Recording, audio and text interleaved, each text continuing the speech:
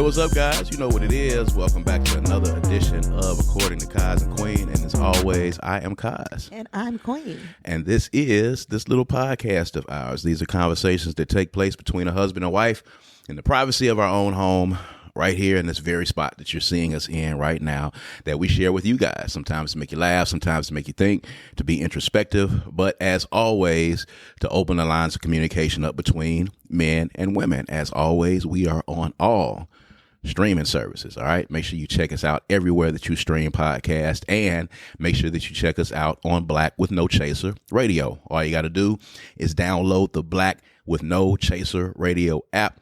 Check us out there. It's a lot of great podcasts over there as well. You can check us out on all social media platforms. All right.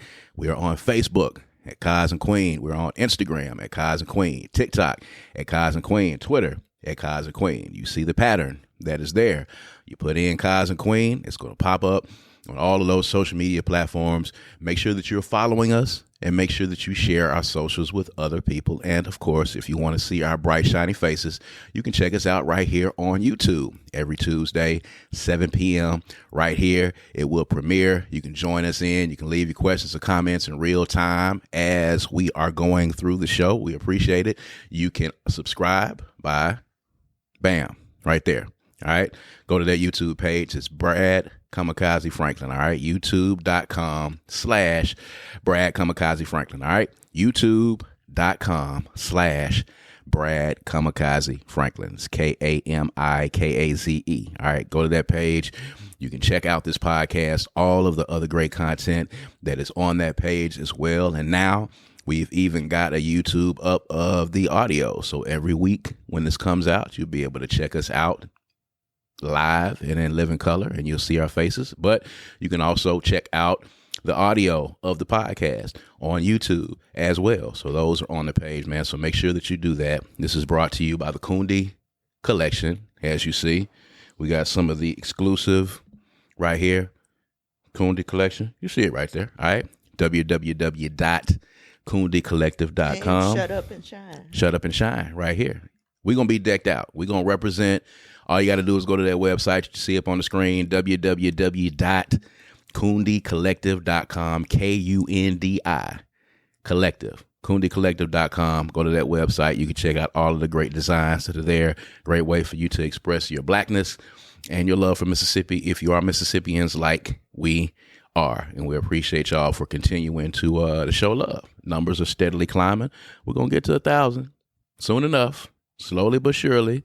We're along our little journey, organically growing, and we appreciate you guys for continuing to support what it is that we do here. So a lot of stuff going on this past week in the midst of the Super Bowl, post-Super Bowl, a lot of stuff happening out there, particularly something that I think was pertinent to our journey as a couple.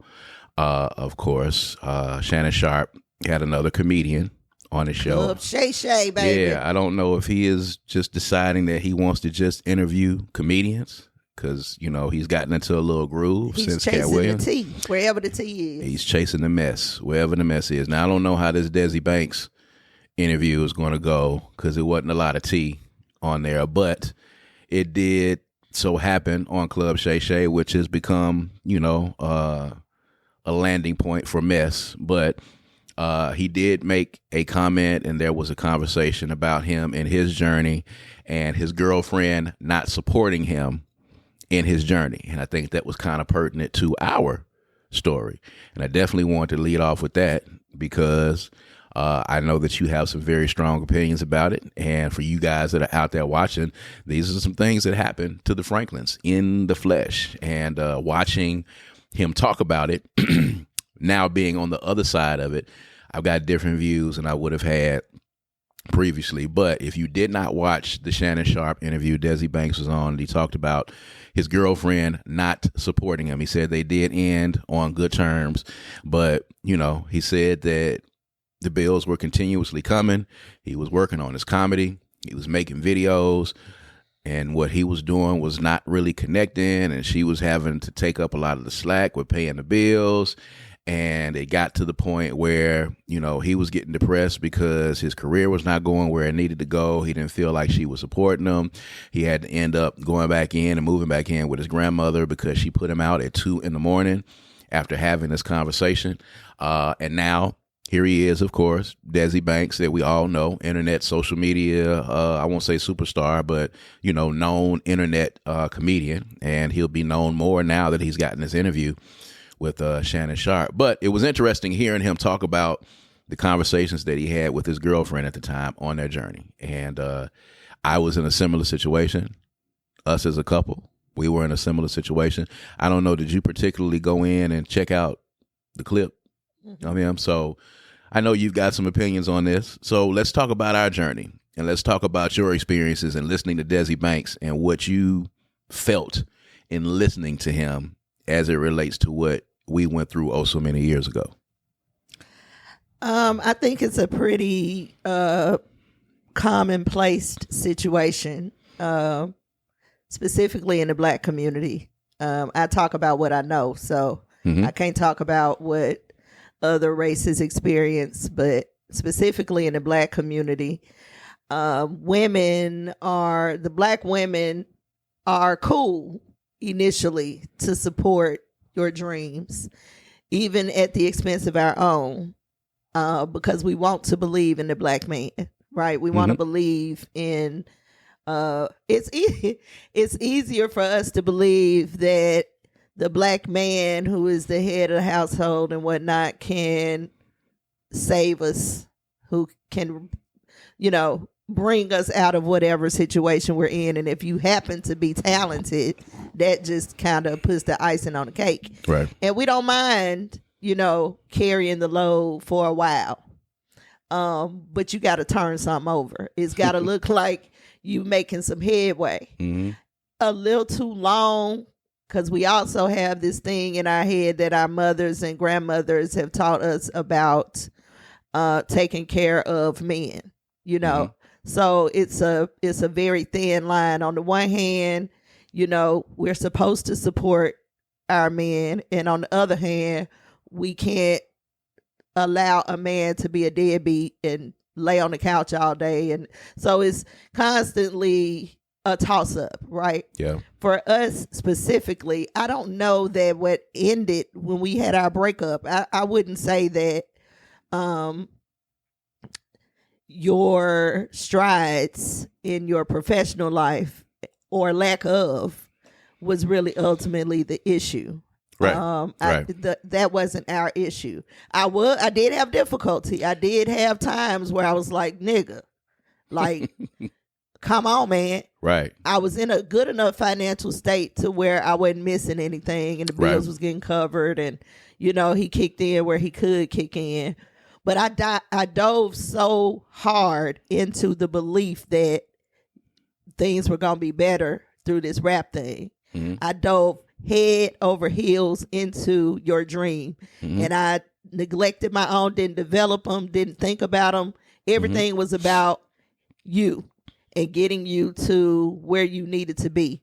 Getting you the label maker to make the CD players, to, being okay with you being out every night or every other night, or, you leaving here with nothing and coming back with $20 to put gas in the car, just from selling CDs. So that was okay for a while. It got old. It got old. It started looking like I can't do this forever. It wasn't about you not making it. It wasn't about me not believing in you. It was about needing some assistance to elevate us. If this is not going to work, which devastated me at the point, because I didn't have any idea, didn't even fathom that it wasn't going to work. That was never something that I considered. I believed wholeheartedly in it. Fortunately enough, I believe that you are good at rapping. Like, I believed it. There was no doubt in my mind that he was dope and he was going to make it. If anybody heard him, he was going to make it. I ain't had no doubt. I bought it. Right. 20 grand. I was on it. I was on the line. Right.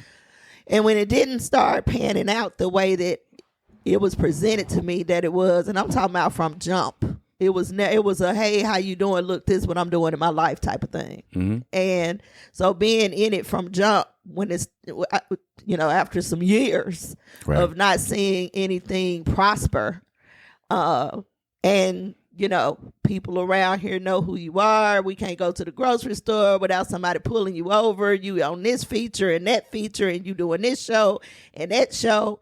It looked like it should have been some prosperity happening. Right. And it wasn't. And I didn't understand that side. And to be honest with you, I think what happens with women is we become deflated because we believe so heartedly into that dream that it becomes a time thing. Like, I done wasted so much time. And if this doesn't happen, what happens with my life? So now we got to step in like Black women do. And we have to start looking out for, how do I save this? What do I do? How do I make this better? And unfortunately, the first thing to go is the man. Like, you got to get out of here, because if I got to do this on my own, I can't do it and take care of you. And that's fair. I think in our instance as well, it wasn't even the fact of the financial piece not connecting like it needed to, being able to chip in when I had a moment of prosperity or things went well, or I had a string of shows that, paid well, or, I went and picked up a consignment check, any of those things, the financial prosperity only lasted for moments. It was momentary. But the one thing that in hindsight now, when I look back on it, one of the things that I didn't do that led to the eventual breakup, it wasn't just financial, as you said. I was not kicking in financially, and I was not carrying my weight financially, but I was also absent and deficient emotionally as well, which is a Molotov cocktail for failure in a relationship. So I was already having you to pretty much support the relationship because you were supporting my dream, but I was also taking you for granted, and I was also not supplementing what I was not doing financially. I was not supplementing it spiritually and emotionally. So I was unavailable emotionally and romantically, and unavailable financially. And had it been the other way around, had I been at least trying to balance out those things, I don't know. I'm not even sure that you still would have stayed in that time. I'm always thankful for the breakup. I think it was absolutely necessary for us to have that time apart. But I think about just how appalling it is to me, just the nerve that, dude, you already are short on the money here. You already have this woman who is trying to take care of this household while you're in here working on your dream, but you're also taking her for granted. I think, honestly, that's what killed it. The taking for granted, the not being emotionally available. And because I think I could have made it a little while longer, actually, if I was being cherished more, if I was being appreciated more, or if I know you appreciated it, but you didn't outwardly show it. So if I could tell that I was appreciated, and I could feel that I was appreciated, I think it would have lasted a little bit longer. It would have lasted a few more months, but eventually it would have gotten to the point where you were tired of kind of carrying the weight as well. And even in the time that we were apart, when I was figuring it out, things started leveling off a little bit, and then there was a dip, and then, it clicked in my mind that, hey, you got to figure out a balance in this. And I just never figured out the balance when I was with you because I wasn't mature enough to get it and figure it out. There are people out there that are pursuing their dreams every day. And I hear a lot of men say, my girlfriend didn't support me, or my woman didn't support me. But you got to understand, fellas, that, the light bill is going to come every month. Gas bill is going to come every month. If you got kids, childcare issues are going to come every month. Those bills don't stop. Those things don't stop coming. And if you're in this situation and you have someone that's already trying to support you in what it is and what you're doing, you got to figure out a healthy median. And, I saw a lot of people saying, well, Desi could have went and got a job. I don't think that there was instances where he said he really wasn't working a job. I think he just said that his money wasn't connecting like it was. I can say that having the conversation with your woman, because there's so many men these days that say that women are emotionally unavailable for them and you can't vent to a woman. And I really feel sorry for a lot of you guys who are in that position, because that's not my experience at all, and not my experience with my wife. But to hear him say that, at 2 a.m. one day they were having this conversation and he was telling her how he was feeling and how depressed he was and how he was trying to do this, that, and the other. And she basically told him to go to sleep. Well, I'm going to tell you something. By that time that conversation happened, she was tired. She was done. Yeah. She had already processed, felt the emotion, had the heartbreak and all of that before by the time she told him to get out and meant it, she was ready to move on. Because she had already worked that thing out. It probably had been months, maybe even a year or so before she even broached the subject with him. Because now that we're on this conversation, I want to say this to men who are out there with wives or women who are supporting their dreams. What y'all don't understand happens, or maybe don't understand that happens, is that when we go in headstrong into your dream and we are standing 10 toes down with you on this dream, it is now ours. It is our dream, right? So what happens when it doesn't come to fruition the way you say it's going to come, we believe in you wholeheartedly. Right. When it doesn't come the way you say it does, lots of things happen. That's not just about finances. One of the things that happened is we began to slowly not believe in you, to slowly lose faith in all your promises and your ability to get things done, which eventually starts to lead to trust issues, starts to lead to resentment. It starts to lead to, I can do better than this. All these things start happening that women have to process, and a lot of them do it without you being participatory in their processing. Right. So one day you wake up and it seems like she's just suddenly putting you out. But actually, she's had this whole process that she's gone through. And if you don't, what saved us was the breakup, because he didn't have a chance to figure out what was going wrong. He couldn't even hear me. He could not hear what I was saying. His tunnel vision was so profoundly it was profound. Like it was the focus was solely on the music. And that's it. Yeah. Breathed, ate, shit, everything, music, rapping, all of that. And I loved it for a while. It was great. It was inspiring actually for a while. And I felt like I was investing. I was investing into his career. But when things weren't happening, and then I started seeing this depressed version of him, I didn't know what to do with that, because I didn't want any parts of that. I didn't have it. The person that I fell in love with was not that. So I had no way of knowing what to do with it. Plus, what I understood about emotion and processing emotion, he was resistant to. So I couldn't even help. I had to just be there. So you in this environment where the energy is draining, you don't know what to do. You cannot help. The finances aren't there. Your trust level is depleting. Your faith in him is depleting.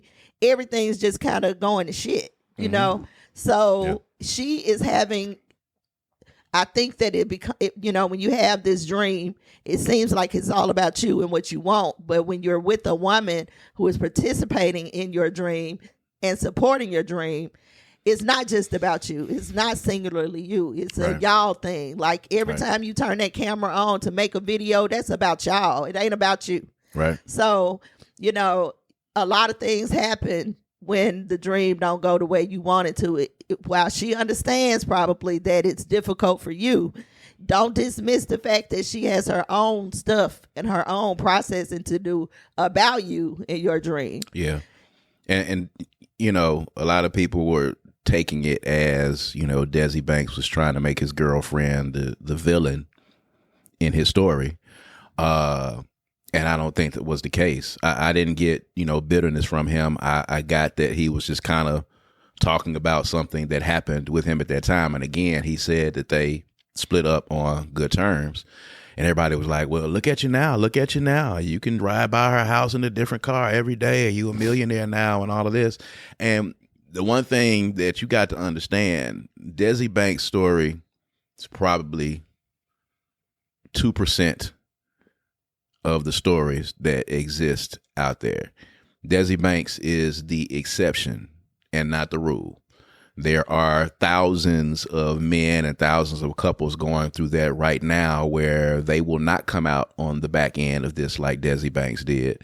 A lot of them will come out in a worse situation, and a lot of them will unfortunately try to blame their girlfriend or blame their spouse on not believing in their dreams. But again, initially off the bat, you have to assess and know the situation that you're in. Chase your dreams. By all means, chase them down. I mean, feverishly, aggressively chase those dreams, man, because those are the things that fuel life. But you have to be smart enough and responsible enough to take care of responsibilities that exist. Now, here's this caveat to that. If you know, and I should have done this as well, if you know that your focus is going to be on this dream, and if you know that this is going to be your tunnel focus and what you're pursuing above all else, then that's not the time for you to get in a relationship. That's it right there. That's not the time for you to have kids. That's not the time for you to even try to get into a job where you're going to have a lot of responsibility or you're going to not have the time to pursue that dream. Go after that dream, but if you're going after that dream and you know that's your focus, then you should not be in a relationship. You damn sure shouldn't be married, and you damn sure shouldn't have kids. That is what I did not do. I mean, fortunately for me, I fell in love with this woman. I fell in love with her, and I did not want to be without her, and I wanted her to be around me, and I wanted her to be there. You wanted me to wait till you got it together. I didn't want you to wait until I got it together because I didn't know if you were going to be available when I got it together. No, you wanted me there. You just didn't put in what you needed to put in to keep it. You knew you wanted me. Yeah. I mean, I knew I wanted you. But you still had I was not a part of your vision, your focus. I wasn't a part of that. I never made it in there. You were just the caveat because to me making it to a certain level in the music business was going to take care of all of my problems. It was going to take care of you being satisfied, my older kids being satisfied. It was going to take care of all of that. It was going to be the cure-all for everything. So I focused on it. And with you, in hindsight now, if I'm being honest, I should not have pursued you and tried to get into a relationship with you. I was not in a place where I could actually be living with a woman and in a committed relationship and not able to take care of the basic needs that we needed to take care of. Luckily, you and I were both coming from similar backgrounds, and we understood the struggle, and we struggled together in a lot of those instances. But once you got into the position where you were bringing in that steady paycheck and you had the benefits and all those things, that shouldn't have been the time that I should have, tied you down in that position, as far as a relationship is concerned, because I was not ready to, because my focus was on music. But selfishly, when I look back on it, I did not know if you were going to be available. If I was like, I'm not ready to date right now, I'm not ready to be in a relationship, I'm going to swing back around on her. When this music pops off, I'm going to swing back around on her. But in my mind, this is a quality woman right here. I don't know if she's going to be available when I swing back around. And you wouldn't have been. She wouldn't have been. So, I claimed you at that time, but I claimed you, with an asterisk because I didn't have my shit together. And, the rest, as they say, is history, because that breakup was necessary. And again, not so much because of the financial. You were carrying a burden. You were carrying the majority of the financial burden in the home. You were paying the bills. I tell people that all the time. I'm not ashamed of it at all whatsoever. It didn't make me less of a man. I was pursuing my dream, and she bought in to the dream. And she said, as a part of me buying into this, I am willing to be the breadwinner in this household while you're pursuing your dream. And after a while, though, it got old. And I'm going to tell you, you may find that ride or die woman that's going to be with you. And if you do, I encourage you to keep her, and I encourage you to take care of that woman. But at some point, everyone is going to get tired of shouldering all of the load when they're in a relationship. She got to the point where she was tired. And when she did not see me really making an effort to even meet her halfway on any of those things at all whatsoever. And my focus was, on the music. I wasn't even paying attention to her. I wasn't giving her the attention that she deserved. I wasn't loving on her like I should have. And that should have been my very first focus. I should have been dead set on, well, I ain't got no money right now and I can't contribute to this household, but I'm going to make sure that my woman knows that she's loved and she's appreciated and not taken for granted. I wasn't doing that at all. I was completely absent and completely disconnected from taking care of her and treating her as she needed to be treated and not taking her for granted. I was disconnected from everything that I would have seen as a deterrent of me going after music at the time. And it was a mistake. I don't encourage it. I don't encourage men out there that are listening to this right now. I don't encourage you to do the same thing. If you are a comedian, if you're trying to do music, if you're trying to do whatever it is you do, find a healthy median in your life. But if figure it out. If you figure this dream happens, if it actualizes for you after you have already gotten married and you are now committed to your family, then you have to do the second part, which is make sure that she understands how you see her, how you appreciate her, that you're not taking her for granted. Mm-hmm. Like you got to go above and beyond to make sure that she's okay with things being the way that they are. Right. Because a lot of y'all position this thing like you going to be rich in a year. Just hold me down for a year and I got it. And if you're young and, haven't experienced the world or haven't been in a relationship with a musician or a comedian or somebody, some sort of starving artist, if you haven't experienced that before, they literally believe you are going to be rich in a year. They literally believe that. Mm-hmm. We literally believe that. Mm-hmm. Fortunately enough for me, this was not my first musician who was trying to make it. So I was used to that. That was not a thing for me. I've dated quite a few musicians or quite a few people who were starving artists or striving artists, whatever that word is. But so I had no problem with holding it down.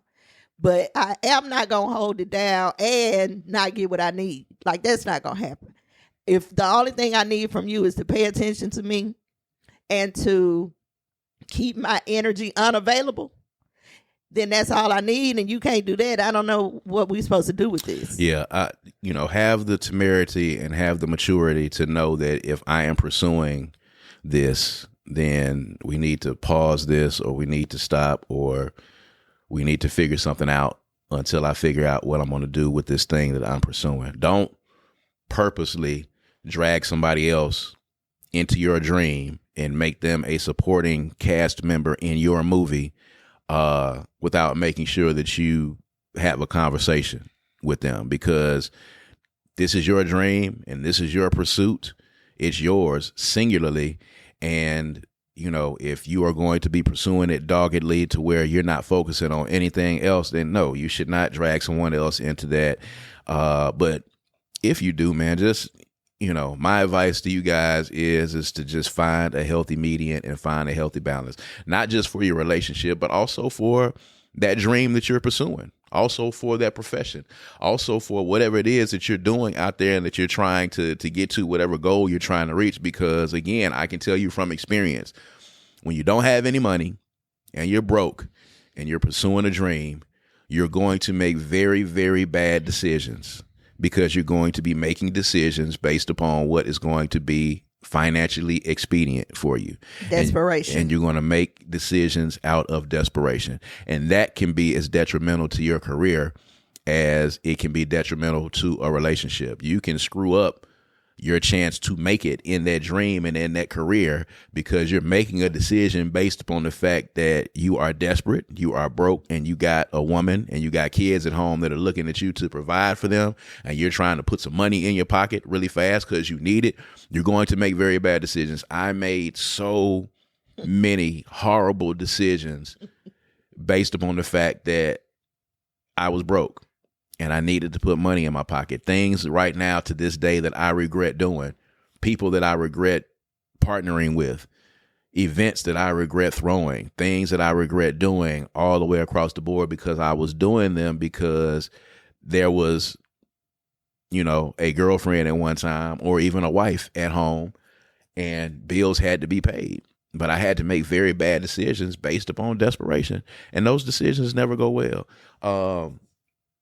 You're able to make better decisions when you know that your basic needs at your home are taken care of. You're able to make way better decisions because then you can make decisions based upon really what's good for you as opposed to what's good for you right now. And I can guarantee you professionally, that is the best thing to do. People will take advantage of you. There's so many artists that are out there right now who were taken advantage of by labels and predatory people because they were coming from impoverished conditions. They're coming from bad conditions. They're coming from broken homes. They're coming from poor neighborhoods, and they get a lot of money shoved in their face, and they're making decisions on these deals based upon the fact that I'm broke, and this is going to be the opportunity for me to put some money in my pocket. So don't do it at the end of the day, man. Again, Desi Banks is the exception to the rule. Not everybody who pursues this comedy thing online is going to make it. Not everybody is, and not everybody is going to make it to the level of Desi Banks or Cat Williams or Monique or whoever it is on the comedian side. Everyone is not going to make it to that level. So then what do you do at that point? Do you make your girlfriend or your wife the villain in your story?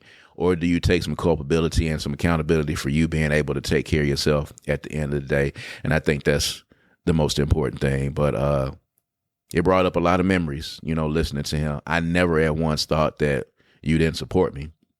That was never a thing. Never thought that you didn't believe in me. I always knew that all the way across the board. But common sense is just common damn sense at the end of the day. It was really like I think about it now and it makes so much sense in the world. Like, hey, man, the light bill is due. You know what I'm saying? Hey, man, we got to eat. Hey, man, we got to put gas in these vehicles. And you were footing all of that because I was pursuing that dream and didn't even have the temerity in my head to say, okay, I need to figure out how to at least take her out and romance her or get her some flowers or do this and show my appreciation and make her feel you were paying all the bills and not being appreciated for paying all the bills. It was almost like I expected you to be there and it's your job to foot these bills because I am eventually going to make millions of dollars at this music. So you should be happy to do these things. And I don't think that that's the case with Desi Banks, but wisdom and experience and living life makes you a lot smarter and a lot wiser. And I'm a lot wiser for that. So watching that was kind of a different thing. But anyway, as we switch gears here, we got to talk about Beyonce again. It seems like we have talked about her a lot on this podcast in the past few weeks. But Beyonce dropped 2 country singles, Texas Hold'em and 16 Carriages, on the night of the Super Bowl, right after Usher's performance, almost as if to say, let me snatch some of this pub from you that's going on out here. She dropped 2 country records.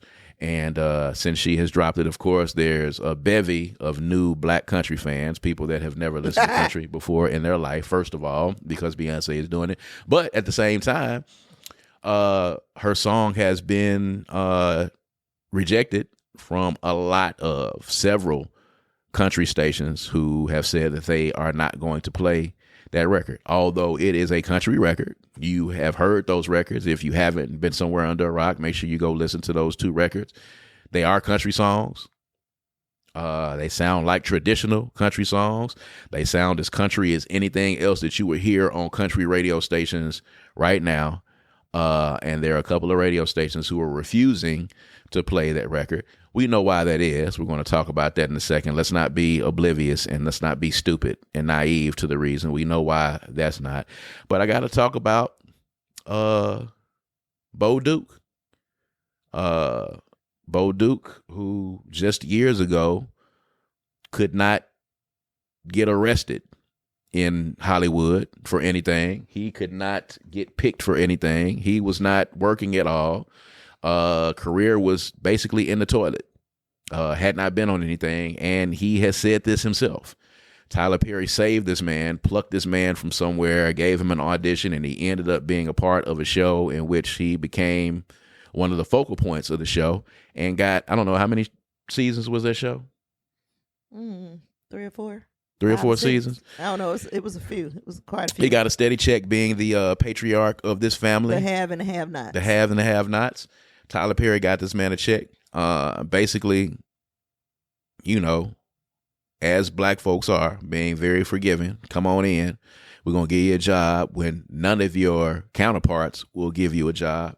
And this man, of course, had the gumption to get in an interview with someone, and he alluded to Beyonce doing country as a dog coming in trying to piss on somebody's territory or something. I don't know about this. He said that, the lefties always come in and try to mark their territory. Well, we know what they meant by lefties. I was disgusted with him. It was disgusting. Because, here's the thing. They said lefties, but that's not what you meant, because there are white country artists that are on the left that are getting played on country stations.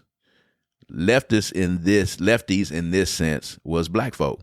Black folk are always trying to take something over. It is alluding to this thing that white folks try to use all the time, that, black folks are trying to take this over. Latinos and immigrants are trying to take this over. They always allude to it as if there's some type of plague coming to cast a cloud on whatever it is that they have created. And the fact that a black person and black people have invented country music and invented most of the forms of popular music that we enjoy today, the fact that white people believe that black people are trying to take over, or the lefties are trying to take that over, is disgusting at the end of the day. Well, we know that country music is the sibling of the blues. It is. So let's just be real clear here. Yes, we ain't absolutely. taking nothing from you. We are reclaiming something that you took from us. And that's exactly what Beyonce was saying. And I'm sick of y'all with this crap. And mostly, I think I'm a little miffed with black folks behind this, because, and I don't like to talk about black folks publicly, but we will today. I'm a little miffed because we openly, lovingly, arms wide open, except white folks in hip hop. Mm-hmm. Hip hop is the blackest. There are a few people who have some issues with it and have some problems with it. It's pockets, but not nearly as much as them. I want to say that. I don't want to say it's a blanket. The pockets are so minimal that they don't affect anything. But when you get, and let's be honest, there are other black country artists who haven't had this reaction to. Mm-hmm. The reaction is to Beyonce, because Beyonce really actually has the capability to come in and become the country artist. Yes. So there are other artists who've been out there a long time who are white singing country music that she would instantly chew up and spit out instantly. And they understand that. Yes. So on the one hand, I get it. I'd be terrified too if Beyonce said, "Oh, I'm doing that," and she just came in and did it, because it's a high chance that this music will never be the same again. And let's be honest, I think Beyonce sounds like a mix between R&B and country. She doesn't sound like a country artist to me, but I'm okay with that. Because the voice, you mean? The voice, yeah. I got you.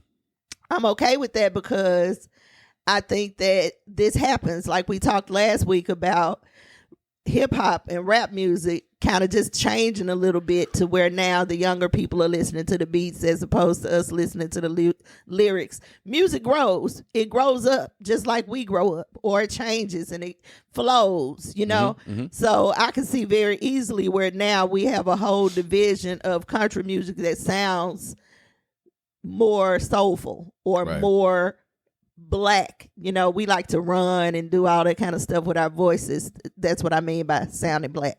So if Beyonce comes into country music, it is going to change the basic sound of country music, because the Beehive, if adjacent Beehivers or people who don't like Beyonce never listen to her doing a country song, the Beehive itself is enough for her to make a huge just on that impact. alone. Just alone. Just people that just love Beyonce buying this album is going to change everything. And it's going to chart on the country charts, and there's nothing they're going to be able to do. Even the radio stations that don't play her are not going to be able to stop her from charting. And that's her aim. I didn't realize now when people are breaking down this Renaissance deal that she's doing, you know, how that first record was kind of a house and a disco record, and this is act 2, and this is going to be country, and I think they're saying that she's going to be doing a rock album next. You know, and I love to see her do a hip hop record. I actually felt like when she first put out Renaissance, I was like, what is she doing? But it didn't really take me too fast because I listened to it and I liked it, you know? So I'm sure the same thing's going to happen. I don't particularly like, automatically, I didn't particularly like 16 Carriages. Is that it? 16 Carriages, yeah. The Texas Hold'em got me right off top. But the 16 Carriages was a little, it'll take more listens, which I don't mind listening to it. But it's definitely, you can tell Beyonce doing another genre of music. And I appreciate it. I just love the fact that she's like, y'all compare me to Taylor Swift. I'm way doper than her. Taylor Swift on can't do what I do. So many levels. Okay, let me show you.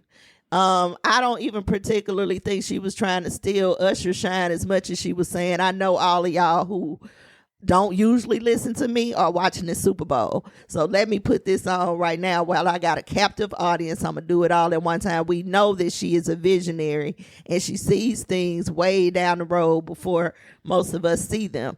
So all we got to do is just flow with it and go with it. You know, you can't, her genius is immeasurable. You can't, I don't care who you are, what you feel about her, how you can rationalize, you know, hating on her. You cannot dismiss the fact that when she hit, she hit.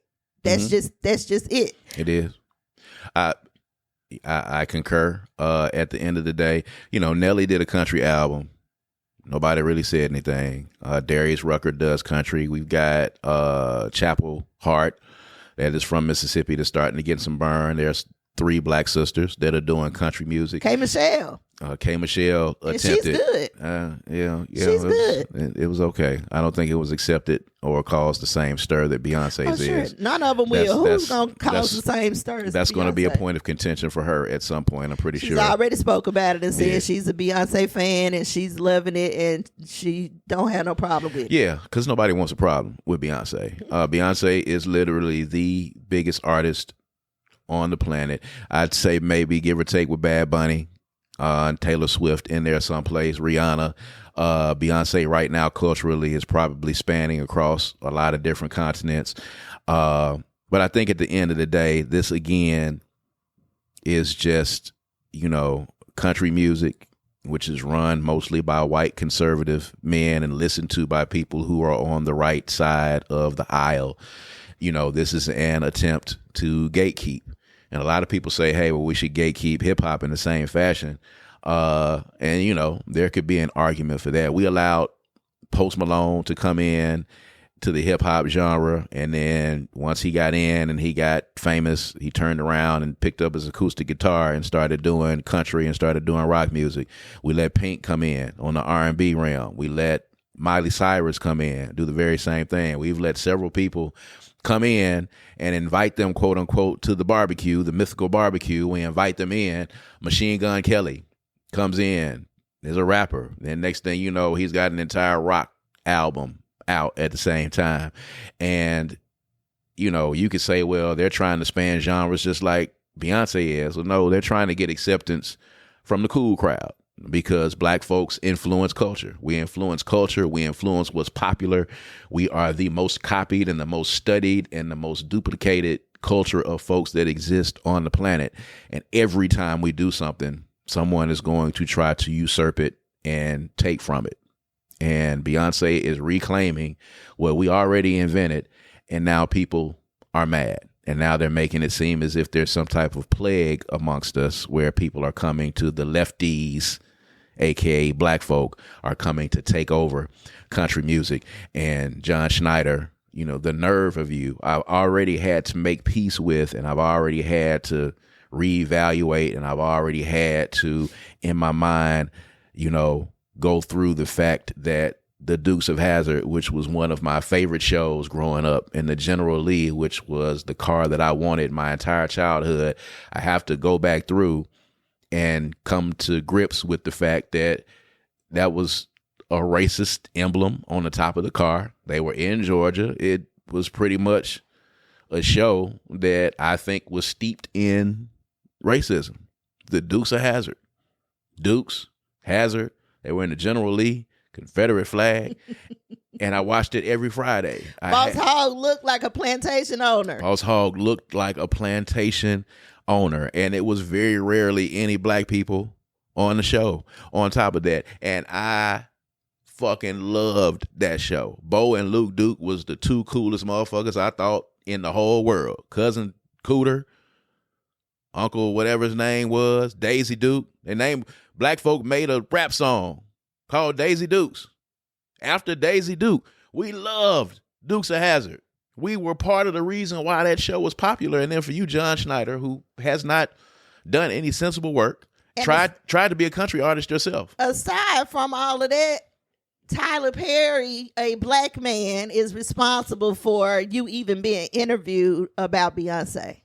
Like, nobody would care at all about your opinion. Nobody even cared when you did your country album. Nobody cared. It's the wildest thing. Shame on you, Bo Duke. Shame on you. I would say Uncle Jesse would be very, very disgusted with you and disappointed, but Uncle Jesse was probably a racist too. He was probably the bigger racist of all of y'all at the end of the day.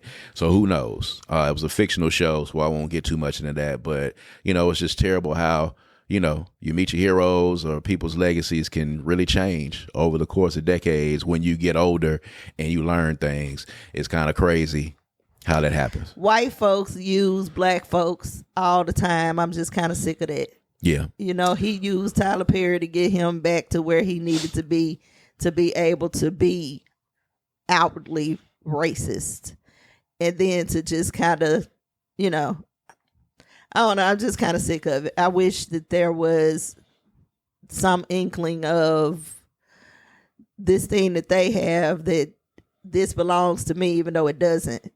I wish we kind of had that too, but that's just not who we are as a people. Yeah, we are a very forgiving people. Yeah, we're steeped in love at the core. Yes, and that, I think, separates us from a lot of folk. We are very forgiving and we're very loving, and we're not gatekeepers, because we could have gatekeeped hip hop and we didn't. We allowed everyone to come in. If you good, we allow you to come in. There was never a black radio station that said we're not going to play Eminem. There was never a black radio station that said we're not going to play the Beastie Boys. There's never a black radio station that said that we're not going to play Iggy Azalea. As awful as it was, they would play it. If it was good, we would play it. And then for you to turn around and say we're not going to play this Beyonce country song, it took Billy Ray Cyrus getting on Old Town Road for them to play it. They wasn't going to play it at first. It got so popular, got so big, got so huge. All he had to do was go and get Billy Ray Cyrus and put him on the song, and then y'all played it, which basically is saying once you went and got this white guy and put him on your record, that validated it for us. So now we're going to go ahead and play it. And I don't know if he had to make phone calls to make that happen or not, but, you know, maybe we should start gatekeeping at our radio stations in the same fashion. We'd be remiss not to mention that T-Pain has been writing country songs for years and realized that he wasn't getting the play or the credit for his songs because he's a black man. He said he didn't want to get his name on the credits because of how racist country music is. But they were at first. He was at first, but he took the credit off because, there was something he said about the songs doing better. Mm-hmm. So once his name was off, people started buying these songs. Mm-hmm. Mm-hmm. But when his name was on there, some sort of way, it wasn't validly country. Although the songs were good, and after he took his name off, they were, you know, people started dealing with him and listening to him once his name wasn't there. It's ridiculous. It is ridiculous at the end of the day. Y'all want to use us, but you don't want to give credit. It's like Tachina Arnold said on The Neighborhood, y'all want our rhythm, but you don't want our blues. Come on now. And that's kind of the way it is. And it's just terrible that it's happening like that. And it is what it is. Let's not try to sugarcoat it. Let's try to not make it into something. And, for people like, oh, it's not a race issue. It's not a race issue. It is a race issue, as with most things in this country right now, in this post-Obama world that we are in. Before Obama, maybe not. But a post-Obama world that we live in right now, everything is going to be a racial issue. That gentleman being elected to the presidency of the United States changed the complexion of this country forever, at least for the foreseeable future, and how things are looked at and how things are broached and, how people react to things these days. And unfortunately, these reactions are due to the color of the people's skin that they are dealing with at the end of the day, because that's the reason why they're not going to play Beyonce on the country stations. Not because she's black. She's not the kind of black person that we want to play on the radio stations. She is too dominant. Yes. They fear her. Yeah. Because if Beyonce takes over country, they lose their footing. Yes. So it's all based in fear. It's all because they're intimidated by black power. Mm-hmm. They're intimidated by black our ability to overcome. Mm-hmm. They're intimidated. I mean, it's everywhere. It's in every single part of your life every day if you live in this country. Yeah, racism is steeped in fear, really, at the end of the day. And part of it is the fear of one day being treated like black folk have been treated all of these years. I could imagine that probably keeps a lot of white people up at night for fear of actually being relegated to the status that they have relegated black people to for all of these years. For the day that black people decide we're not going to let you do this no more, that's the day that they scared of. Who knows when that's going to be. At any rate, so we appreciate y'all for tuning in. Thank y'all again. Of course, as always, make sure you check us out on all streaming services. Make sure you check us out on Black with No Chaser Radio. Make sure you subscribe to the YouTube channel, youtube.com/Brad Kamikaze Franklin. And if you have any questions or if you have anything that you want us to talk about on this podcast, email us at kazandqueen@gmail.com. It's real simple. kazandqueen@gmail.com. If you got something going on in your marriage, your relationship, you want to get our opinion on it, you want something, you got a movie you want us to review, any of those things, man, just holler at us. And we love to create the content for you. But at any rate, of course, again, I am Kamikaze, Kaz. And I'm Queen. And this has been, of course, I got caught up there a little bit. This has been According to Kaz and Queen. We'll holler at you guys next week. Peace, man. Peace.